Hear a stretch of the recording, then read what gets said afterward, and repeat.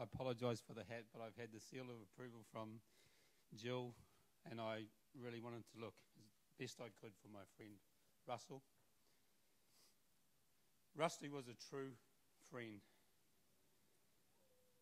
On this day, to Gillian, Rusty's rock, to Dave, Laura, second daughter Ra, and on behalf of myself, my lovely wife Kayleen, who couldn't be here today, and my daughters Natalie, Rowana and Sally, and my grandsons Zach and Cody, I extend my heartfelt sympathies on Rusty's passing. I don't know if it's been often said to you, Jill, but I just want to thank you on behalf of my friends and everybody for being Russell's rock, especially over the past year or so, and looking after him for us. To Mr. and Mrs. Finlay, to Kev, Rusty's bro and best mate, to Murray and Ian and families who stand with you on this day when we celebrate Rusty's life. I first met Rusty in our pre-teen years when I moved to Hamilton from Cambridge.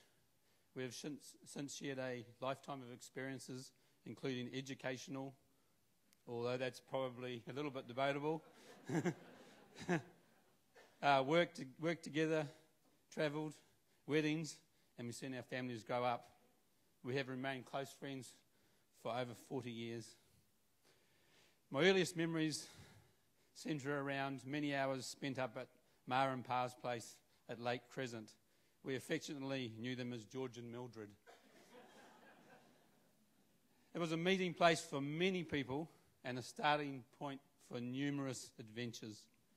I must start by apologising to Ma and Pa for the many times I was caught upstairs rifling through the biscuit tins, but I have to say it was after Russell's encouragement to get the boys food using his now famous words, "You might as well." Rusty's powers of persuasion were evident at an early age. During our school years, a couple of events spring to mind. The first one I'll mention, I will call the Vespa incident. We decided at high school that we would ride a Vespa through the school grounds, or I should really correct that and say that Rusty came up with the idea and I went along for the ride. Rusty had an old blue Vespa, and it wasn't very fast. It had changed 2 gears up on the handlebars. We dressed up in a couple of very bad 70s suits that I stole from my brother's wardrobe. We put 8 masks on. We took a dozen eggs. We rode. Melville High School, where we went to school, had a walkway in, a long path in, and then it had an open tennis courts, and then it had a hockey field on the other side and an exit on the other side. So we came down on the motorcycle, the scooter, rode across the tennis courts throwing eggs at everybody playing tennis and whatever they were doing there, across the hockey field and it was on a bit of a hill, and the teachers came running down and we were sort of just kept in front of them, managed to get out the other side. And I'd have to say after that, I think they were really impressed because they gave us a couple of weeks off school.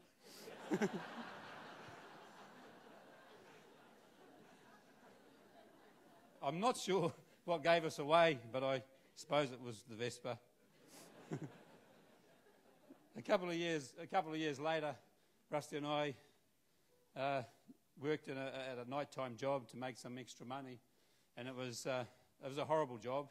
There's a steel company that made fittings for milk machines or something. We used to work from about 6 till midnight.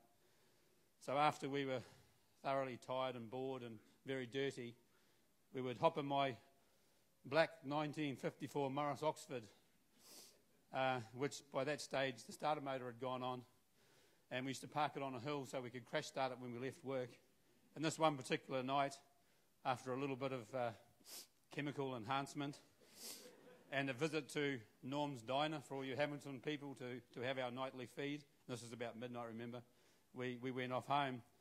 A car started following us, a black Holden started following us, so while Russ was quickly hiding the contraband under the front seat, and I was taking lots of different turns to try and lose them, we finally got pulled up on a Haupo road by 2 plainclothes police officers who came around to the door and said, there's been a spate of robberies and they'd like to go through our vehicle. They emptied out the boot and everything, even pulled the back seat out. Fortunately, they didn't look under the front seat.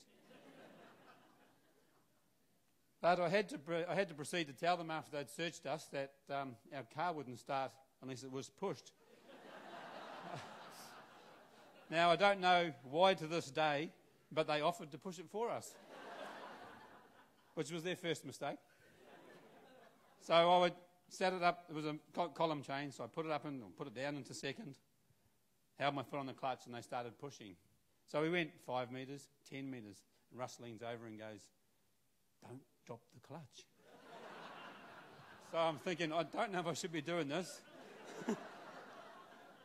So it went 15 metres, 20 metres, 25 metres, and in the darkness we hear out, "Drop the blinking clutch." So I dropped the clutch, and off we went, waving out the window and thanking them for their help.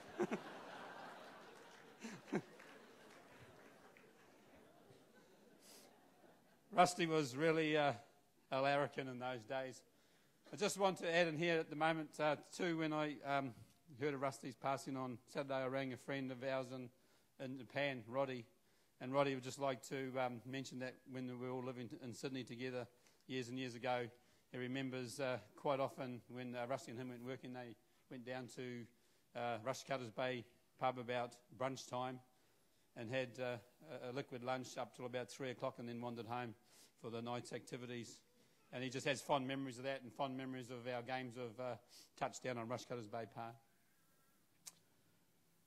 Years later, after we had matured a little, and then again that's probably dubious on my behalf, and I was working with Russell in Auckland, I had the great pleasure of a weekend away skiing at Mount Ruapehu. It was just Rusty and me.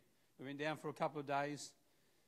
We did a lot of sharing, talking, eating, skiing badly, and we just reminisced.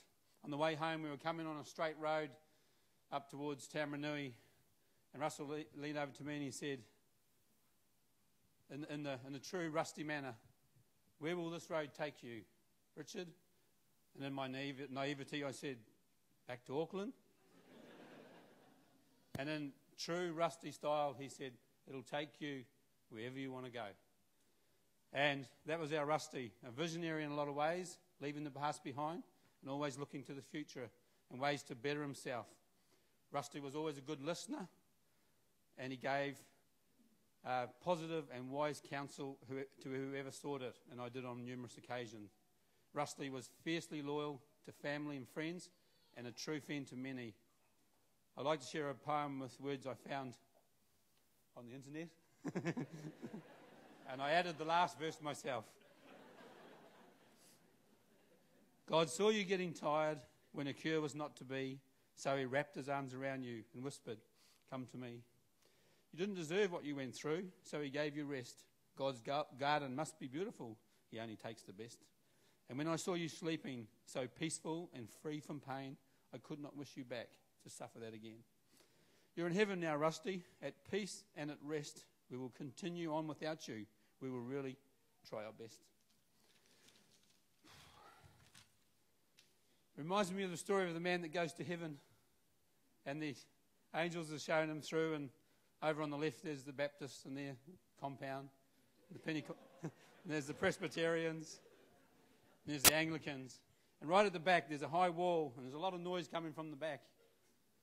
And Rusty may have. And the man turns to the angel and says, "Who's behind the wall?" And the angel turns to him and says, "That's the Pentecostals. They think they're the only ones here."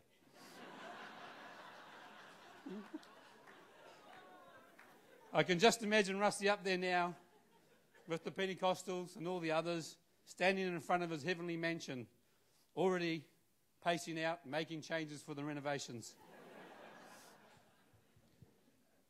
In the end, I'd like to say, Rusty, it was an honour and a privilege to be your friend. Thank you.